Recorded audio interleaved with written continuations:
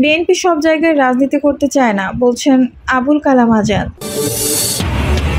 জানাবো জাকসু নির্বাচন নিয়ে যা বললেন জামায়াত আমির। জানিয়ে দিব প্রত্যেক মানুষের সাফল্যের পথ আলাদা, বলছেন হাসনাত আব্দুল্লাহ। আরও জানাবো জিএম কাদের একদিনও কারাগারে যাননি, মিছিল সমাবেশও করতে পারেননি, বলছেন রুহুল আমিন। এদিকে 2টি আসনে সীমানা পুনর্বহালের দাবিতে বেড়াই হরতালের ডাক। এবং সর্বশেষ জানাবো সংবিধান সংশোধনের পক্ষে আমরা, তবে এটি কার্যকর হবে আগামী সংসদে, বলছেন সুব্রত চৌধুরী। দর্শক শুনছিলেন সংবাদ শিরোনাম, এখন বিস্তারিত। বিএনপি সব জায়গায় রাজনীতি করতে চায় না, বলছেন আবুল কালাম আজাদ। বিএনপি কেন্দ্রীয় কমিটির শিশু বিষয়ক সম্পাদক সাবেক এমপি আবুল কালাম আজাদ সিদ্দিকী বলেছেন, বিগত স্বৈরাচার সরকারের সময় সব জায়গাতে রাজনীতিকরণ করে শিক্ষা ব্যবস্থাকে ধ্বংস করে দেওয়া হয়েছে। বিএনপি সব জায়গায় রাজনীতি করতে চায় না। আমাদের নেতা তারেক রহমান বলেছেন, ছাত্ররা পড়ার টেবিলে এবং খেলার মাঠে থাকবে। লেখাপড়ার মধ্য দিয়ে আজকের শিক্ষার্থীরা আগামী সুন্দর বাংলাদেশ গড়ে তুলবে। সকালে মির্জাপুর শহীদ ভবানী প্রসাদ সাহা সরকারি কলেজ মিলনায়তনে উপজেলা পৌর বিএনপি ও অঙ্গ সংগঠন কর্তৃক আয়োজিত এসএসসি পরীক্ষায় জিপিএ 5 প্রাপ্ত শিক্ষার্থীদের সংবর্ধনা ও সম্মাননা স্মারক প্রদান অনুষ্ঠানে তিনি এসব কথা বলেন। আবুল কালাম আজাদ বলেন, বিগত দিনের দলীয় সার্টিফিকেট দিয়ে শিক্ষক নিয়োগ দেওয়া হয়েছে। আগামীতে যোগ্যহীন কোনো ব্যক্তি যোগ্যতার স্থানে যেতে পারবে না। অনুষ্ঠানে বক্তব্য দেন উপজেলা বিএনপির ভারপ্রাপ্ত সভাপতি অ্যাডভোকেট আব্দুর রৌফের সভাপতিত্বে রাজশাহী বিশ্ববিদ্যালয়ের ইসলামী ইতিহাস ও সংস্কৃতি বিভাগের প্রফেসর ডক্টর মোহাম্মদ ফজলুল হক, উপজেলা বিএনপি সাধারণ সম্পাদক সালাউদ্দিন আরিফ, পৌর বিএনপি সাধারণ সম্পাদক এস.এম. মহসিন, উপজেলা মাধ্যমিক শিক্ষক সমিতির সভাপতি আতিকুর রহমান, উপজেলা ছাত্রদলের আহ্বায়ক আরিফুর রহমান স্বপন, সদস্য সচিব হাবিবুর রহমান, কলেজ শাখা ছাত্রদলের সভাপতি মারুফ ইসলাম প্রমুখ। জাকসু নির্বাচন নিয়ে যা বললেন জামায়াত আমির। জাহাঙ্গীরনগর বিশ্ববিদ্যালয়ের কেন্দ্রীয় ছাত্র সংসদ ও হল সংসদ নির্বাচনের সব অংশীজনকে, বিশেষ করে বিভিন্ন পদে নির্বাচিত প্রতিনিধিদের উষ্ণ অভিনন্দন জানিয়েছেন বাংলাদেশ জামায়াতে ইসলামীর আমির ডক্টর শফিকুর রহমান। পোস্টে জামায়াত আমির লেখেন, অভিনন্দন জাকসু। আলহামদুলিল্লাহ, শেষ পর্যন্ত জাহাঙ্গীরনগর বিশ্ববিদ্যালয়ের ছাত্র সংসদ নির্বাচনের সামগ্রিক কার্যক্রম সমাপ্ত হলো। তিনি লেখেন, নির্বাচনে প্রতিদ্বন্দ্বিতাকারী সব অংশীজনকে অভিনন্দন। বিশেষভাবে যারা সর্বোচ্চ ভোট পেয়ে বিভিন্ন পদে নির্বাচিত হয়েছেন তাদের সবাইকে জানাই উষ্ণ অভিনন্দন। নির্বাচিতদের দায়িত্ব স্মরণ করিয়ে দিয়ে জামায়াত আমির আরও বলেন, আমরা আশা করব ছাত্র সমাজের অর্পিত আমানত রক্ষার তারা সর্বোচ্চ গুরুত্ব দেবেন। এই কাজে মহান আল্লাহ তাদের সহায়তা করুন। ডক্টর শফিকুর রহমান সামগ্রিক নির্বাচনী প্রক্রিয়া, বিশ্ববিদ্যালয় প্রশাসন, নির্বাচন কমিশন এবং নির্বাচন পরিচালনা সংশ্লিষ্ট সবাইকে ধন্যবাদ জানান। পাশাপাশি সরকার আইন শৃঙ্খলা রক্ষাকারী বাহিনীর আন্তরিকতা ও নিষ্ঠার প্রশংসা করেন। পোস্টে তিনি আরও লেখেন, জাহাঙ্গীরনগর বিশ্ববিদ্যালয়ের ছাত্রছাত্রী, প্রশাসন ও শিক্ষক মণ্ডলী সবাই মিলে বিশ্ববিদ্যালয়কে সমবেত প্রয়াসে কাঙ্ক্ষিত মানে পৌঁছে দেবেন।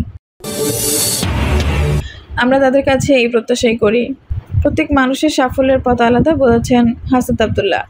জাতীয় নাগরিক পার্টি এনসিপি দক্ষিণাঞ্চলের মুখ্য সংগঠক হাসনাত আব্দুল্লাহ বলেন, তুমি কি চাও সেটাই আসল। যে কাজে তুমি দক্ষ সেটি খুঁজে নাও এবং আত্মবিশ্বাস নিয়ে এগিয়ে যাও। সবার বিশ্ববিদ্যালয়ে পড়া বা A+ পাওয়ার প্রয়োজন নেই। প্রত্যেক মানুষের সাফল্যের পথ আলাদা। হাসনাত আব্দুল্লাহ বলেন, পড়াশোনা ভালো না লাগা অপরাধ নয়, কিন্তু ভালো মানুষ হওয়া অপরিহার্য। কেউ রান্নায় ভালো, কেউ ছবি আঁকায় পারদর্শী, কেউ গান গাইতে পারে, এগুলো তো হতে পারে পেশা। গুরুত্বপূর্ণ হলো নিজের যোগ্যতা ও আগ্রহ খুঁজে বের করা। জোর করে চাপিয়ে দেওয়া শিক্ষা বা কেরিয়ার কেবল সম্ভাবনা নষ্ট করে দেয়নি। বলেন, আমরা যে যাই হই না কেন, ডাক্তার, ইঞ্জিনিয়ার, শিল্পী বা অন্য কিছু, অন্তত এমন একজন হতে হবে যার কারণে আরেকজন কষ্ট না পায়। অন্যকে সাহায্য করতে না পারলেও অন্তত ক্ষতি যেন না করি। পবিত্র আল কুরআন উদ্ধৃতি দিয়ে তিনি বলেন, যে কোনো লক্ষ্যে অর্জনের জন্য সালাত ও ধৈর্য অবলম্বন করতে হবে। এই 2 শক্তির মাধ্যমে প্রকৃত সাফল্য সম্ভব। অনুষ্ঠানে সভাপতিত্ব করেন দেবিদ্বার পাবলিকিয়ান অ্যাসোসিয়েশনের সভাপতি মোহাম্মদ জিল্লুর রহমান। সঞ্চালনা করেন সাধারণ সম্পাদক মোহাম্মদ শরীফুল ইসলাম ও জারিন আনান। এতে বক্তব্য রাখেন বাংলাদেশ প্রকৌশল বিশ্ববিদ্যালয়ের অধ্যাপক ডক্টর মোহাম্মদ খোরশেদ আলম, দেবিদ্বার উপজেলা নির্বাহী কর্মকর্তা মোহাম্মদ আবুল হাসনাত খান, সংগঠনের প্রতিষ্ঠা সভাপতি সাইফুল ইসলাম, সাবেক সভাপতি ইয়াজ আহমেদ ও সিন্ডিকেট সদস্য এবি রূপম। জিএম কাদের একদিনও কারাগারে যাননি, মিছিল সমাবেশও করতে পারেননি, বলছেন রুহুল আমিন। একদিনও কারাগারে যাননি, বড় কোনো মিছিল সমাবেশ করতে পারেননি। জিএম কাদেরের প্রসঙ্গে এই মন্তব্য করেছেন জাতীয় পার্টির মহাসচিব ABM রুহুল আমিন হাওলাদার।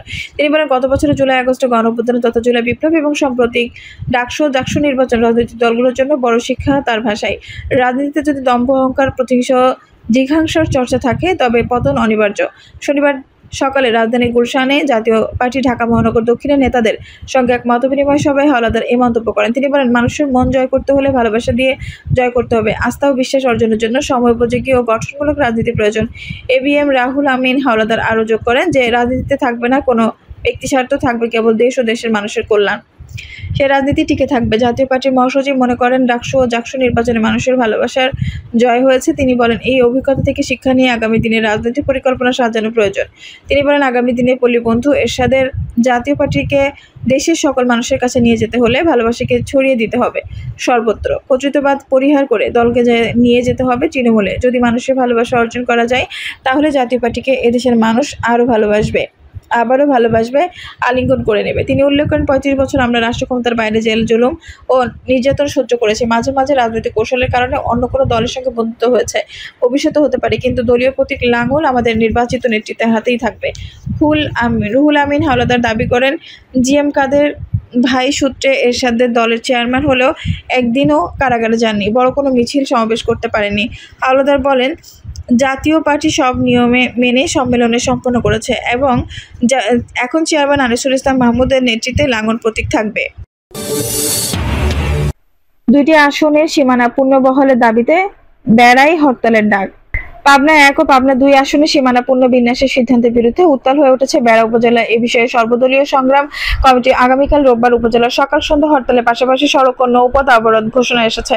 আজ শনিবার সকাল বেড়া পৌরসভা ফকির রাইস মিল প্রাঙ্গণে এক জরুরি সভায় কর্মসূচি ঘোষণা করা হয়।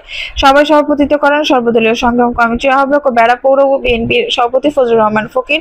এর আগে গতকাল শুক্রবার সন্ধ্যায় বেড়া পৌরসভা উপজেলা 4 ইউনিয়নের রাজনৈতিক ও ব্যবসায়ী নেতৃত্ব, বিভিন্ন শ্রমিক সংগঠনের প্রতিনিধি সহ বিভিন্ন শ্রেণী-পেশার মানুষ একত্রিত হয়। 68 পাবনা 1 সর্বদলীয় সংগ্রাম কমিটি গঠন করেন। তারা নির্বাচন কমিশনের সাম্প্রতিক সীমানা পুনর্বিন্যাসের সিদ্ধান্তের তীব্র প্রতিবাদ জানান।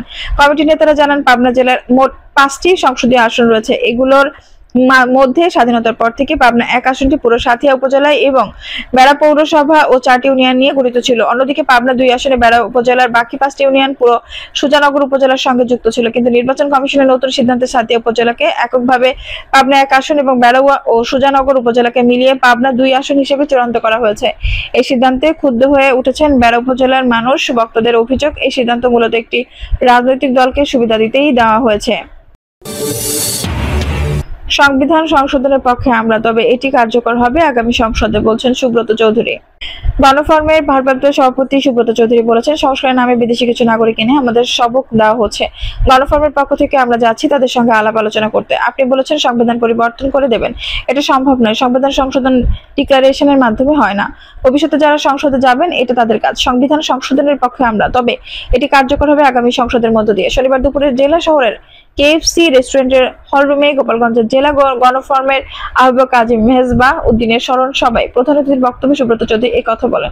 জুলাই সনদ নিয়ে মানুষকে আর বিভ্রান্ত না করার আহ্বান জানিয়ে তিনি বলেন, জুলাই সনদকে সংবিধানের উপরে স্থান দিতে হবে, এটা কোনোভাবেই সম্ভব না, এটা আমরা মানতে পারি না। আমরা জুলাই সনদের পক্ষে, তবে সেটা সংবিধানের শিডিউলের মধ্যে দিতে হবে। আগামী সংসদ সেটা কার্যকর করবে। এটা যদি ব্যত্যয় ঘটে তাহলে গণফোরাম সহ অন্যান্য সংগঠন জুলাই সনদে স্বাক্ষর করবে না। গণফোরামের ভারপ্রাপ্ত সভাপতি আরো বলেন, ফেব্রুয়ারিতে যে নির্বাচন হবে তা যেন সুষ্ঠু ও গ্রহণযোগ্য হয়, তার জন্য সব রাজনৈতিক দল কাজ করছে, কিন্তু কিছু কিছু রাজনৈতিক দল এই নির্বাচনকে ভয় পাচ্ছে, নানাভাবে প্রশ্নবিদ্ধ করার চেষ্টা করছে। কেউ বলছে গণপরিষদ নির্বাচন করতে হবে, নতুন সংবিধান দিতে হবে, কেউ কেউ বলছে সাংবিধানিক নির্বাচন দিতে হবে, আবার কেউ কেউ বলছে PR পদ্ধতিতে নির্বাচন চায়। এসব কথাবার্তার মধ্য দিয়ে বাংলাদেশ যেন নির্বাচন না হয় সেটি অপপ্রচেষ্টা কোনো দল করে যাচ্ছে। আগামী নির্বাচন বানচাল চেষ্টা প্রতিহত করা হবে। গণফোরামের গোপালগঞ্জ জেলা শাখার আয়োজনে অনুষ্ঠিত স্মরণ সভায় প্রধান বক্তা ছিলেন গণফোরামের সাধারণ সম্পাদক মিজানুর রহমান। এই সময় বিশেষ অতিথি হিসেবে গণফোরামের কেন্দ্রীয় নেতা KM জগলুল হায়দার, আফ্রিক শাহনুরুজ্জামান, মোহাম্মদ রওশন, ইয়াজদানি, লতিফুর বাড়ি, বিশ্বজিৎ গাঙ্গুলি বক্তব্য দেন। দর্শক, এই ছিল এখনকার সর্বশেষ সংবাদ। নিশ্চয়ই ভালো লাগলে অবশ্যই একটু লাইক দিন, কমেন্ট, মূল্যবান মতামত জানান। সবসময় আমাদের পাশে থাকতে সাবস্ক্রাইব করে বেল বাটনটি অন করে রাখুন। ধন্যবাদ।